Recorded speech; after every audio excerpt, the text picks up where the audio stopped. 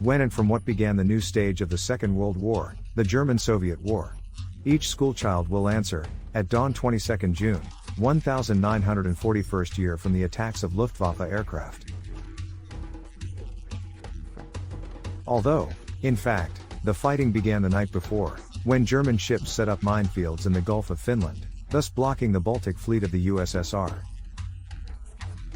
In addition, already at night there was at least one fight between Soviet border guards and saboteurs of the Special Unit Brandenburg 80. As a result, German special forces failed to capture an important bridge in the Grodno region.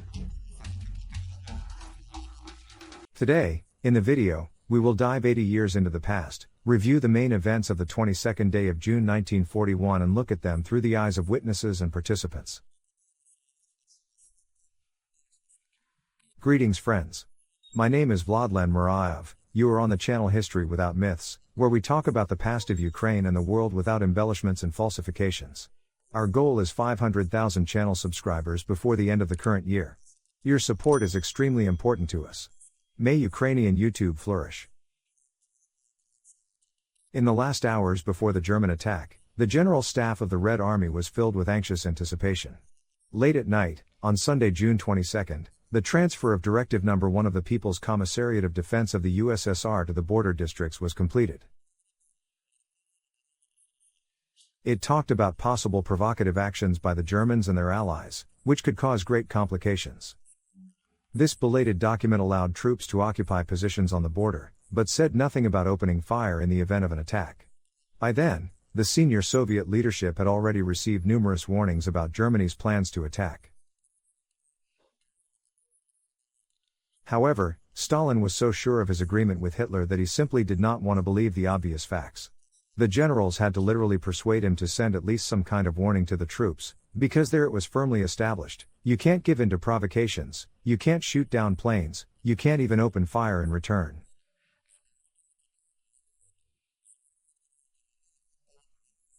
After the Great Terror, the officer corps was very afraid of independent action and waited for instructions from above. But there was no benefit from the directive. At 3:07, the commander of the Black Sea Fleet, Pilot Oktyabrski, reported to the General Staff about the appearance of a large number of unknown aircraft. In response, neither Chief of the General Staff Georgy Zhukov nor People's Commissar of Defense Semyon Timoshenko dared to issue an order to open fire. Oktyabrski had to be content with being allowed to act at his own discretion. Further, alarming reports from border districts began to crumble one after another. It became clear that this was a military attack. It was necessary to wake up Stalin, who slept at his cottage in Konchevo. Perhaps Timoshenko remembered what a sad fate awaited the messenger who brought bad news, so he entrusted this thankless mission to Zhukov.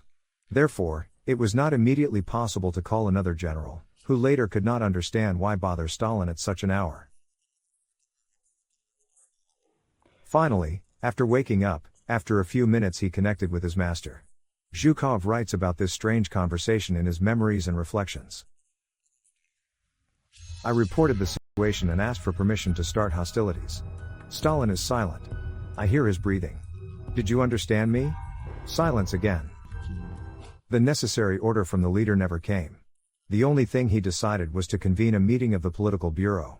Even before 5 o'clock in the morning, the Soviet Council met in the Kremlin. The last to arrive was People's Commissar of Foreign Affairs Vyacheslav Molotov, who announced that Germany had declared war on the Soviet Union. When the initial shock of this news wore off, the collective mind produced Directive No. 2. In particular, it stated: the troops should use all forces and means to attack the enemy forces and destroy them in the areas where they violated the Soviet border. Use powerful strikes of bomber and attack aircraft to destroy aircraft at enemy airfields and bombard enemy groups of ground forces. Airstrikes to the depth of German territory up to 150 kilometers. Bomb Königsberg and Memel. At 7:15 this formidable directive was sent out. It shows a complete misunderstanding in the Kremlin of the terrible situation in which the troops found themselves. The implementation of Directive No. 2 was out of the question. Of course, we cannot know what was going on in Stalin's head. It seems that he continued to live in some kind of world of his own, far from the new reality, much like Putin is now. In particular, this is evidenced by the categorical refusal to make an appeal to the people. Although the Political Bureau insisted on this. As you know, Vyacheslav Molotov made such an address on the radio at 12:15. The Soviet government, and its head, Comrade Stalin, instructed me to make the following statement.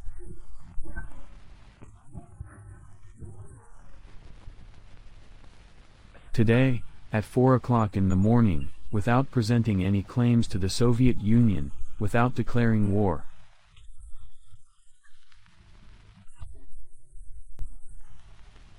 German troops attacked our country, attacked our borders, in many places and bombarded from their planes our cities.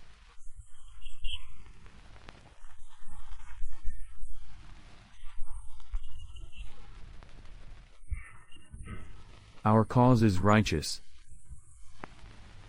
The enemy will be defeated. Molotov later explained that Stalin did not want to speak because he believed that a clearer picture was needed. He said, "Let's wait a few days until the situation on the fronts becomes clear." It dawned on him in almost 2 weeks, and only on the 3rd of July did the Kremlin leader dare to speak to the people on the radio.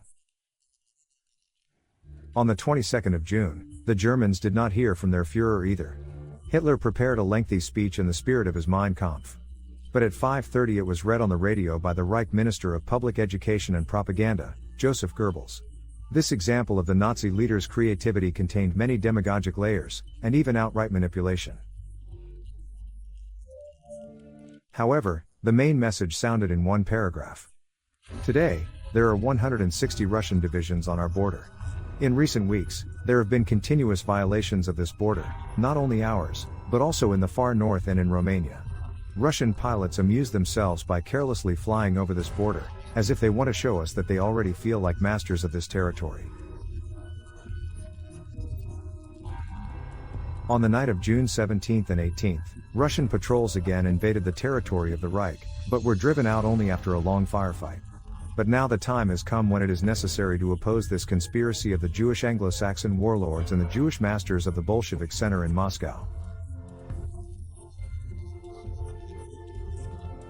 At 6 in the morning, this explanation was presented to foreign journalists by the Reich Minister of Foreign Affairs, Joachim von Ribbentrop. The Moscow radio has not yet reported anything about the war. Thus, the Nazis seized the initiative at the front and in the information field. As we can see, Hitler actually accused the USSR of preparing the attack and justified his actions as preventive. In fact, he started a certain tradition that is still popular in our time. Entire camps of researchers have formed around this issue, which are conducting a passionate discussion. About that, this issue requires a separate special issue. In general, both the political leadership of Germany and the generals were quite satisfied with the start of the Eastern Campaign. For example, the commander of Army Group Center, General Field Marshal von Bock, wrote in his notes at the time, "Everything started according to plan. Surprisingly, the Russians for some reason left the bridge over the Bug intact. It is also surprising that no significant work of their artillery is visible anywhere. Heavy artillery fire is conducted only northwest of Grodno. Apparently, our Luftwaffe has a great advantage over the Russian aviation."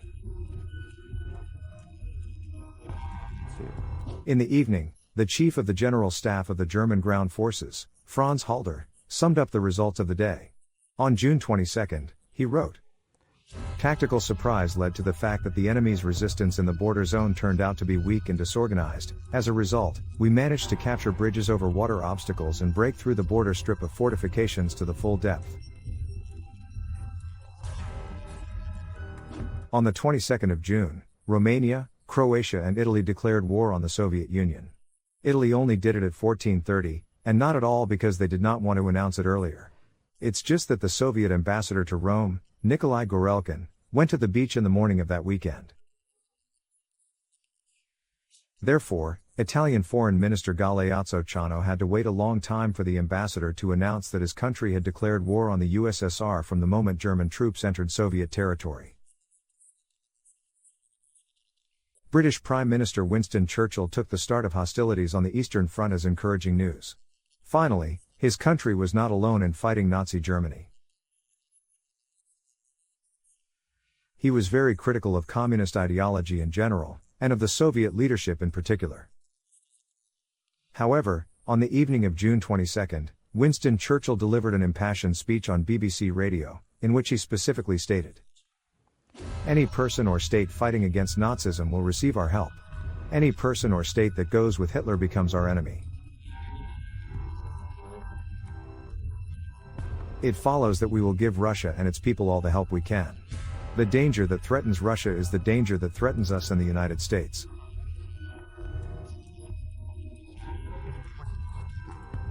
On the first day of the German-Soviet War, groups of the OUN marched into Ukraine, and the constituent meeting of the Ukrainian National Committee, a non-party national political organization, which included more than 100 representatives of the Ukrainian emigration, was held in Krakow.